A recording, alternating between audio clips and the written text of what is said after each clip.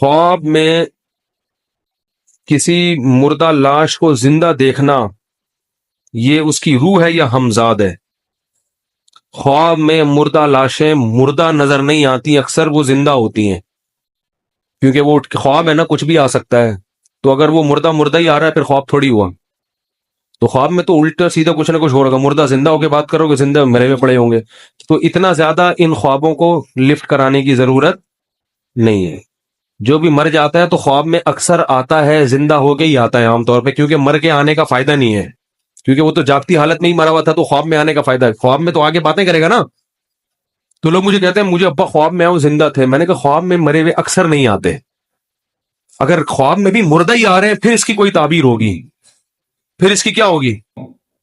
یا تو خواب میں آ کے کوئی ایسا میسج دیا جو بڑا عجیب سا میسج، پھر کوئی تعبیر نکلے گی۔ نارملی خوابوں کو زیادہ لفٹ نہ کرایا کریں، اس سے ٹائم ویسٹنگ۔ قبر پر کھڑے ہو کر کسی مردہ شخص سے معافی مانگ سکتے ہیں؟ نہیں بھائی، قبروں پہ میت کے لیے دعا کیا کریں، اس کے علاوہ کچھ اور مت کیا کریں، رپورٹیں نہ پیش کیا کریں۔ دل جوان ہے بھائی، ان کی کال آئی ہے۔ خطرہ تو دل سے ہی ہوتا ہے۔ میرے فادر ان لا کا انتقال ہو گیا، ان کی مغفرت کی دعا درخواست ہے، دل سے دعا اللہ تعالیٰ ان کی مغفرت فرمائے۔ جلدی سے دے دیں، جلدی نمٹاؤں۔ محمد افضل کی صحت کے لیے دعا کریں، دل سے دعا ہے، ان کے لیے بھی دعا کر لیں بھائی، یہ نکاح ہوا ہے، ٹھیک ہے نا۔ الحمدللہ رب العالمین والعاقبۃ للمتقین والصلاۃ والسلام علی رسولہ الکریم وعلی آلہ وصحبہ اجمعین۔ اے اللہ اس نکاح کو اپنے دربار میں قبول فرما۔ اے اللہ اس نکاح کی برکتیں میاں بیوی کو کامل طور پر نصیب فرما۔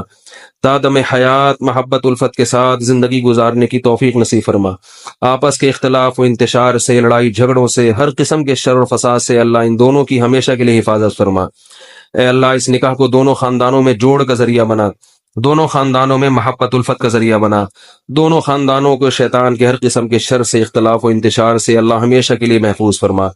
اللہم انا نسألک من خیر ما سألک منہ نبیک محمد صلی اللہ علیہ وسلم ونعوذ بک من شر ما استعاذک منہ نبیک محمد صلی اللہ علیہ وسلم۔ انت المستعان وعلیک البلاغ ولا حول ولا قوة الا باللہ۔ صلی اللہ تعالی علی خیر خلقہ محمد وعلی آلہ وصحبہ اجمعین برحمتک یا ارحم الراحمین۔